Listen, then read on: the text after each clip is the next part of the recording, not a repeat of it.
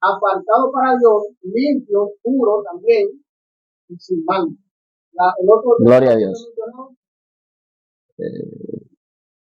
Dije dos preguntas en una. ¿Por qué nos manchamos? Vuelvo a leer para recapitular.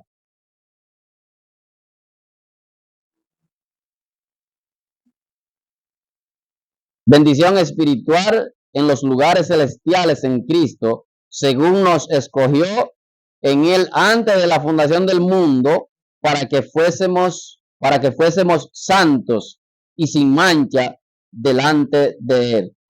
¿Por qué nos manchamos? Fue una de las preguntas. Nos manchamos cuando nos apartamos de Dios. Cuando le damos una brechita al enemigo. Por causa del pecado, exacto. Pero si usted no le da una brechita al enemigo, el pecado no le va a afectar en ningún momento. Si usted le da una brechita al enemigo, por ahí se mete y llega lejos. Como si fuera un túnel que sale de aquí allá a Santo Domingo. Por eso, Dios nos manda siempre a que debemos orar y estar constantemente en oración. Gloria a Dios. Para que no entremos en tentaciones. Y aun cuando llegan los días malos, los tiempos de problemas y dificultades, ahí es que más tenemos que dar rodillas. Ahí es que debemos de ser. Entonces, para no mirar ni siquiera atrás, porque para atrás y para coger impulso. El apóstol Pablo dice, cuando soy débil, entonces que soy más fuerte. Entonces, cuando él estaba débil, él se fajaba a orar. Debe ser, se fajaba, porque ¿qué nos da fortaleza? La oración. ¿Y qué nos hace sentir contentos? Cuando cantamos a Dios. Si está alegre, canta. Si está triste, ora. Y a través de la oración, pues la tristeza se va a apartar de nuestro alrededor. En Filipenses 1:1-3 dice, Pablo y Timoteo, siervos de Jesucristo, de todos los santos en Cristo Jesús que están en Filipo, con los obispos y diáconos, gracias y paz a vosotros de Dios nuestro Padre y del Señor Jesucristo. Doy gracias a mi Dios siempre que me acuerdo de ustedes. Gloria a Dios. Aquí le voy a pedir una disculpa a mis hermanos. Y es donde habla de los obispos. Ustedes recuerdan en un momento, en una ocasión que estábamos dando creo que la primera carta de Timoteo, que yo le decía cuando los obispos que sabemos cuáles son los que usan obispos, pero eso es bíblico y está en Filipenses 1:2-3. Lo que la iglesia de Cristo no tiene obispos, pero sí tiene pastores, tiene diáconos, tiene evangelistas, entre otros. Tiene ancianos también. O bien sea que lo único que no usa es obispo, porque aquí hay unos requisitos que es necesario cumplirlos para llegar a ser obispo. Aunque el obispo y el pastor, el anciano, ¿verdad, Juan Carlos? El anciano, tienen el mismo oficio. Sí, entonces yo decía que en ese estudio yo decía que sabemos quiénes son los que usan obispos, pero no podemos decir que está bien ni que está mal porque está aquí en la Biblia, que tal vez no es como deben desempeñarse en su función. Ya esas son cosas que tienen que darle cuenta a Dios. En Colosenses 3:1-3, tal vez ustedes se preguntan, pero ¿por qué el hermano eligió todo del 1-3? Porque ahí es que está lo que queremos llevarnos a la cabeza esta mañana, de cómo Pablo se dirigía al pueblo, de cómo Pablo se dirigía acerca de Dios.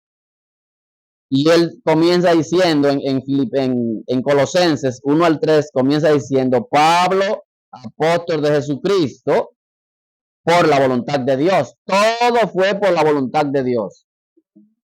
Y en un texto bíblico, creo que en el primero dice que Pablo fue elegido no por hombre, sino que fue elegido por Cristo Jesús. Porque ¿quién llamó a Pablo cuando él iba a acabar con los cristianos allá en aquel sitio? ¿Cómo se llama, hermano Juan Carlos? En Damasco. Le pregunta al hermano Juan Carlos por qué está dando el libro de los Hechos. Entonces, eso se mantiene latente ahí cuando uno está estudiando especialmente un libro. En Damasco, cuando Pablo iba a Damasco a arrastrar a los cristianos, a meterlos presos o a matarlos, sabemos que quién llamó a Pablo y de qué manera lo llamó. Saulo, Saulo, 2 veces. Y él le dice, ¿quién eres, Señor? Y Jesús le dice, yo soy Jesús a quien tú persigues. Eso lo hemos hablado aquí en otro mensaje, ¿se acuerdan? Entonces, yo soy Jesús a quien tú persigues. Y él le dice, dura cosa te es, cose contra el aguijón. ¿Qué iba a pasar Pablo? ¿Qué le pasó a Pablo? Pagó con la misma moneda lo que él le hacía a los demás. Y a veces nosotros le hacemos daño a una persona y pensamos que ya no salimos de eso. Pero en el momento menos pensado, es posible que usted esté postrado por la misma situación.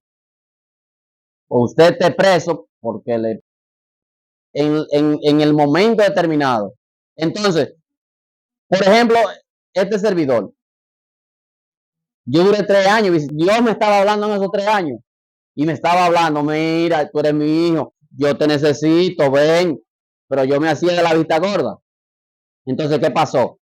Sufrí un accidente, a través de ese accidente vine a Cristo. Pero en esa reflexión que pude tener cuando estaba interno, ¿qué yo pensaba? Si yo me hubiese muerto en este accidente, ¿dónde yo estuviese? Entonces, esa situación me hizo venir a Cristo Jesús. Esa reflexión me hizo venir a Cristo Jesús. Vine por dolor. Bueno, hay que estudiar esa parte para entenderla mejor.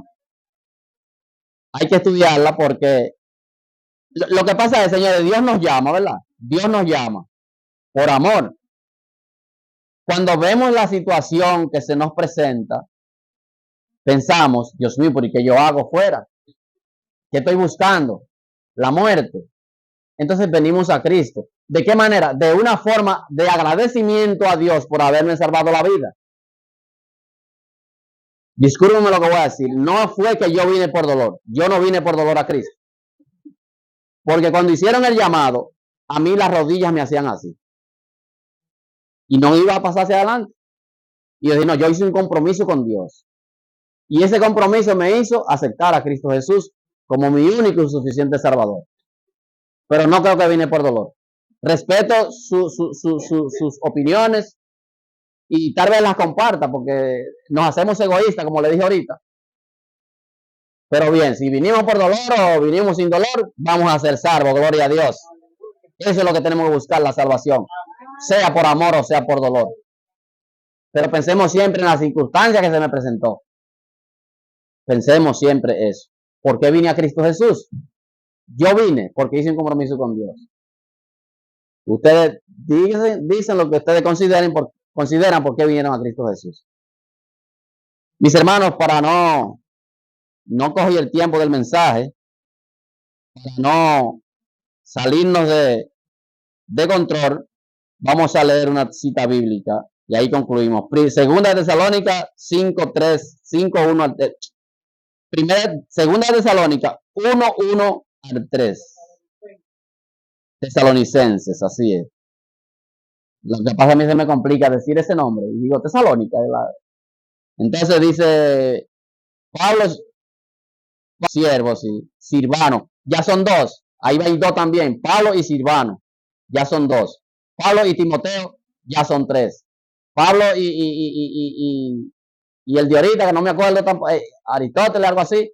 No, Aristóteles es un filósofo.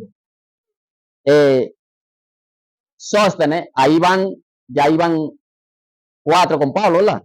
Van 4 con Pablo. Entonces, decíamos que esos 4 buscaban uno y ya iba creciendo la iglesia. Y vimos el grupo de la iglesia donde ya estaban reunidos y dice, y los hermanos que estamos aquí, dice Pablo. Entonces, leyendo a segunda de Tesalonicenses 1:1 al 3.